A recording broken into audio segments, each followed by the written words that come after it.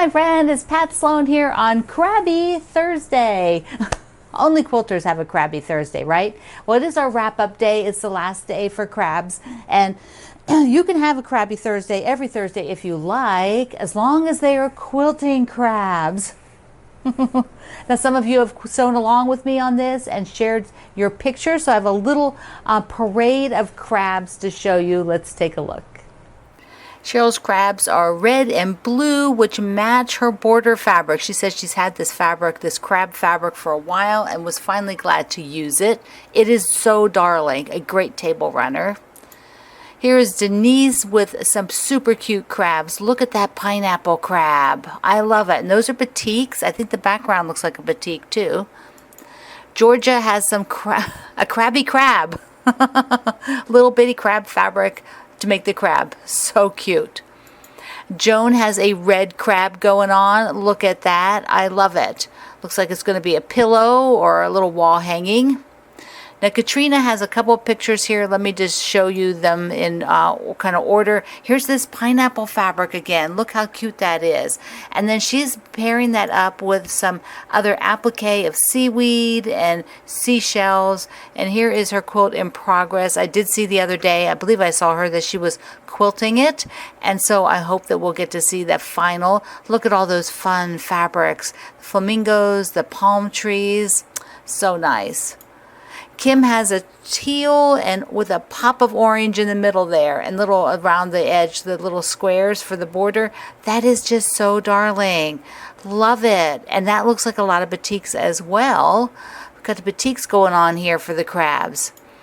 Lauren has a beautiful crab. Look at the background with the text print and that floral print. It looks so good with the crab. That might be my batik from many years ago. I had one that looked very similar to that. Mary's got another teal aqua kind of crab thing going on, and hers has manatees in some of them. See the blocks? The second row on the left has the manatee, and well, it's on all those where you can see like the critters. Very nice, and I love the wave fabric. Also has some fish flying in it. Two more.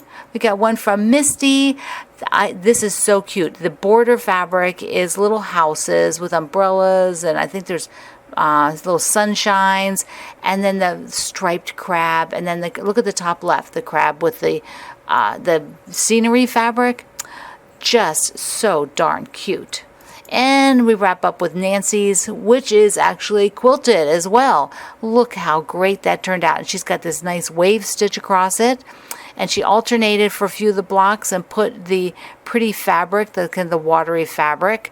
It turned out adorable. So darling. Thank you, everybody, for sewing along with the crabs. I love how darling they all are, from a single block to the full quilt, all done and quilted. You have a wide variety, and they're just awesome. So the other things that I did were the table runner.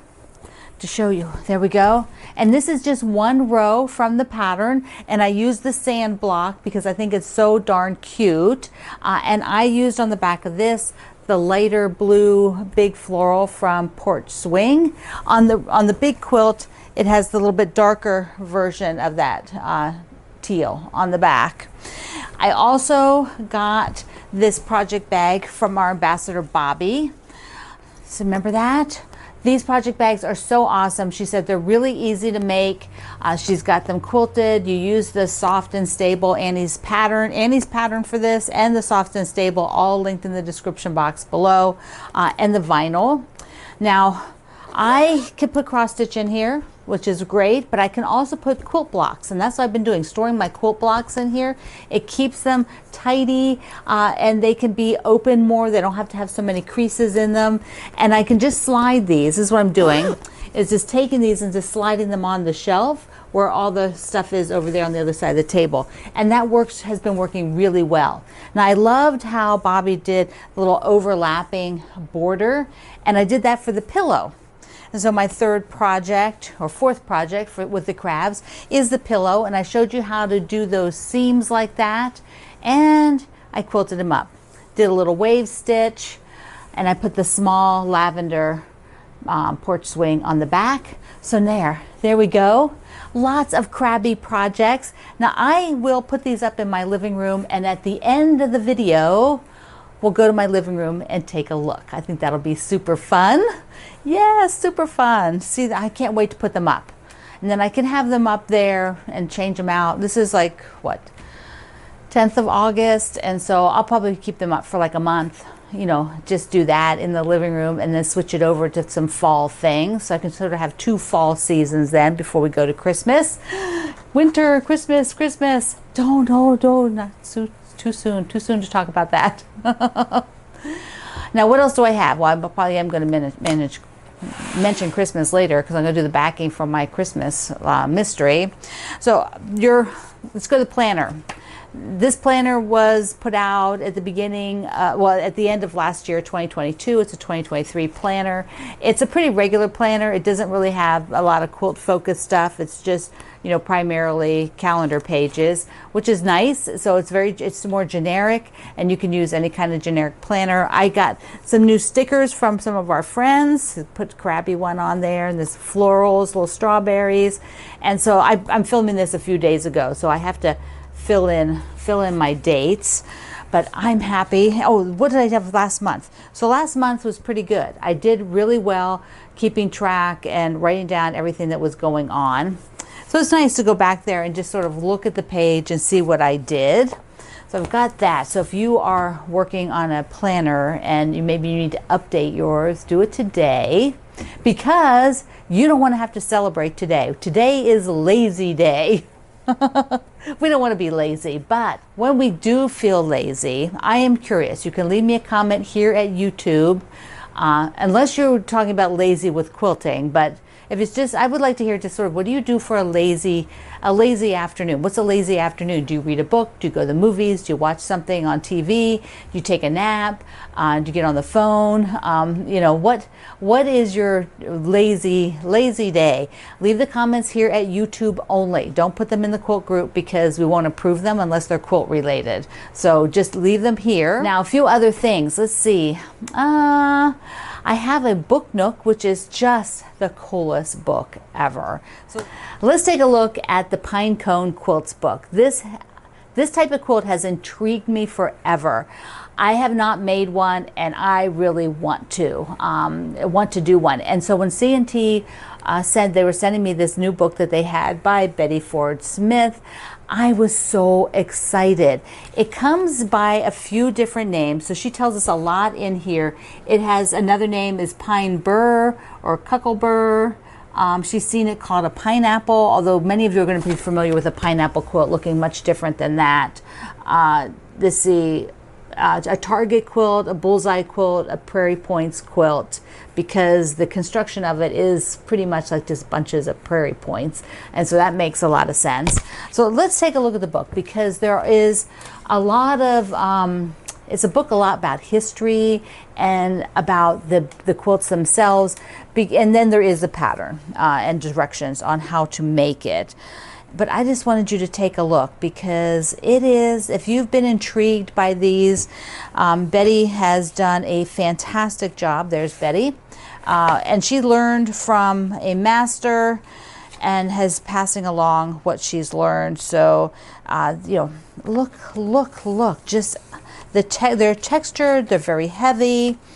She has some patterns that you could do, like a small one in a hoop. You could do a pillow.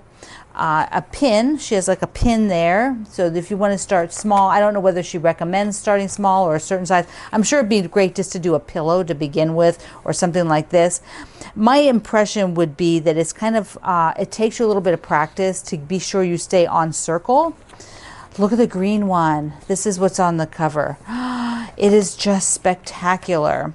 And so she tells you about how she learned, how she got involved with these, and then shows you lots of inspiration. So this is Miss Sue, is who she learned from. And that is, I mean, such a tribute to her mentor.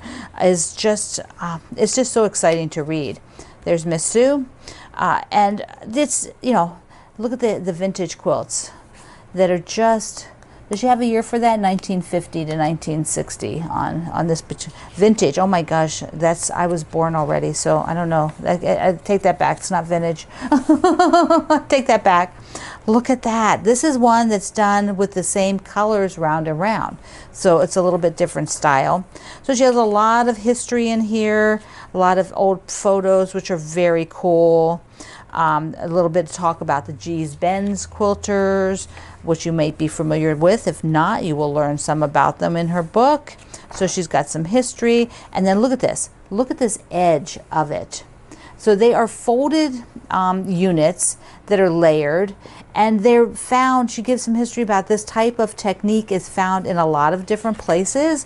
And they're, you know, just small blocks within something else, because it doesn't have too many rounds on it. I just find it, they're just fascinating, just so fascinating. Look here, with all the different colors. So that's a little bit more scrappy, but it's controlled. You can still see there's a row of yellow to break it up, and then it goes to one orange and then some blues. So you can still see there's color coordinated, even though there might be a bit more pattern. There's some vintage quilts. And then she talks about this look, the style is in a lot of older art and art in different places. So there's a ton of history in here. Look at that. Look at that. So let me skip forward a little bit. I'll show you some more of the pictures. Here she is giving a talk. Betty's giving a talk. And then more on to the quilts. Look, this is, I don't know. It just makes my heart go, like that is just such a cool thing. And I love that they're, you know, it's been done for so long. It's a way people use their scraps, use their fabric. See, now this one is just, it's got this whole different flow. Look at that. It's got some of those units, but then has this all this other motion going on in it. These old feed sacks. And then here's ones that had the little bitty ones, you know, those small ones all over. And her fabulous green quilt. So look at the black and white, and then up close. How incredible is that? Now, when you have the book, you can really study them and see the types of fabrics. And with the beautiful close-up photos, it helps you see how she is achieving these different color stripes and what, you know, those different fabrics are kind of doing when you move back from a distance. So all of it is just all goodness. Super good. And then at the back, I'm going to go ahead and close it up, but at the back there are directions then that shows you, you know, how to do the certain ones. Here she has it as a tablecloth, and then a pin. I think this would be like a decorative tablecloth because those are all very dimensional. So once again, this is the pine cone quilts, and it really is something that I want to play around with, and I'm sure that it uses up some of our scraps as well. Although I don't know, I might have to use a lot of good fabric for that, you know, just to make it do what you want to do with the colors. Very, very fun stuff. All right, I have some Q&A now. Let's do a little bit of Q&A, and then, hey, you know, we'll see where we go today. So first one was an email from Christina, and Christina was asking me, what does my parts center look like? There it is. This is the parts center. It is not fancy. It is not good either. It is not good because I've had to overflow. I'm going to have true confessions here. True confessions. There's some in this bin. I started throwing them in here. There's some other stuff in here too, but see, I started throwing some stuff in there because it just doesn't fit. So, you know, one of the things I might have to do, let me just show you, because Christina's like, well, how do you organize it? I mean, it was a great question, but when you have too freaking much, it's not good. It's not good. I have to be doing something. So my original plan was that, you know, I would use these together to make a quilt, you know, just like I'm doing the critters, and I used a few, very, very few of what's in here into the critters blocks. Instead of having critters, I would just take one of these bags like this, pop it open, and start making a quilt. So I've got some that's blue. This one's a lot of red. I think this one is like springy colors. This one's fall colors. This one is, I believe, more like maybe Christmassy or winter.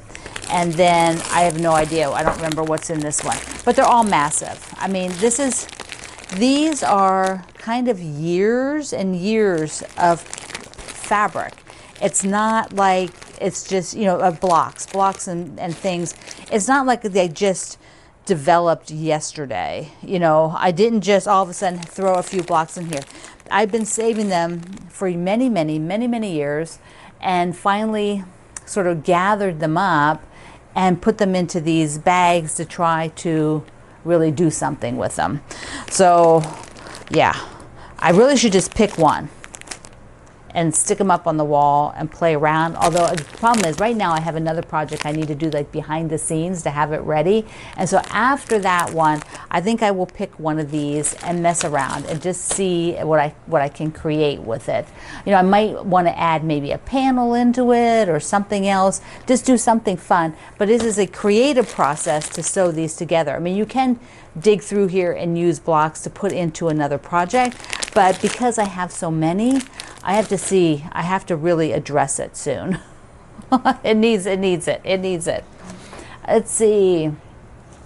So CE left a question on YouTube, and she says, in regards to my Halloween quilt, when I was doing the white, it has a white background, and then I used a fabric on the backing, which was not light. It was dark fabric. And she goes, doesn't that show through?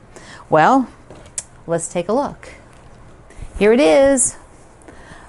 I think the batting that I used, which was just some extra batting that I had, I didn't use any special batting, just a off-white batting, and you can't see purple or gray through there at all. So I think that you don't need to worry usually, but you should check. You should check because you never know. And you know, but if you are worried, use a lighter background, or lighter backing rather, for your white background quilts. Okay, Minerva says, when I take my critter quilts down off the wall, how do I keep it in order, you know, for the next time I have to put them up? Well, when I had the quilts up there, let me just pop a picture. When you saw them like this, I was getting them to a certain point before I took them down. So I basically was trying to get one section sewn. The other thing is I have a photo. So all I do is look at my photo and put them back up. I did a photo and a diagram. You just use your photo and stick them back up there. But I did try to not have to take it down until I got a section sewn, at least each time that they did go up, once I got to the point of sewing. Let's see, who else? Let's just do one more. Okay, this is kind of maybe in the future. A whole bunch of you have asked recently kind of fabric color placement questions, which are not something I can just easily answer you in a YouTube comment. You know, you're asking super specific things like, how do you use the fabric in certain parts of a block to make it stand out? I mean, those all have to be done as actually hands-on auditioning things. I highly recommend you continue to watch my videos because I constantly show you fabric placement and why things do the way, you know, end up the way they are in a quilt. And so if you keep watching, you'll get lots and lots of information, but you're super specific to a particular block kind of question. I'm probably not going to be able to answer, I can't answer it in your comment because I need to show you pictures. It's like I can't just do it that way. So maybe someday I'll take some of these and sort of do a series or something. I don't know. It's a lot of work. It's a lot of work because I have to do very specific things to showcase your specific question. So anyways, I'm not ignoring you, but they're really not the things I can answer easily. So I just wanted you to know that, because there was about 5 of these that they're just too specific and need a lot of directions and photos and videos to show you. All right, I'm going to go hang the crabs up in the living room and we're going to wrap up there. Well, I'll be taking this down, the table runner off, and change some pillows. And this is done now. I'll have to see if I have anything that works with the Crabby set. There it is, switched out, the crabs, the crab pillow, and the runner. Now I just auditioned some fabric here that I've had that I want to do this runner, this pillow rather, out of these shells. So I just laid it on top of there. So this is kind of just kind of not the right color, but I'm going to leave it for now. I'm going to hunt around, maybe I have something else. Let me just try another quilt on the sofa. So I switched it out. There's one with teal on it, which looks a bit better with it. It's still not perfect. I really need those teal squares, but I like that one better because it does have teal in it. So I think I'm going to go with that one. Let me switch the camera around. So thank you everybody for being here with me in the Sloan Zone. I love you. Mwah. Thank you for joining me and having a super crabby Thursday. I'll see you online.